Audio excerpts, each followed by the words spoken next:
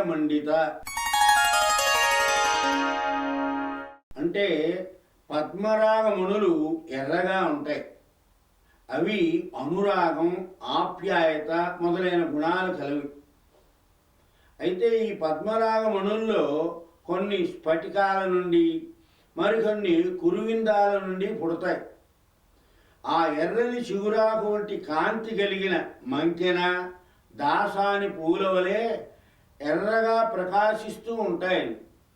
ఇలాంటి మణుల సముదాయం చేత ప్రకాశించే కిరీటాన్ని దేవి తన శిరస్సును ధరించింది.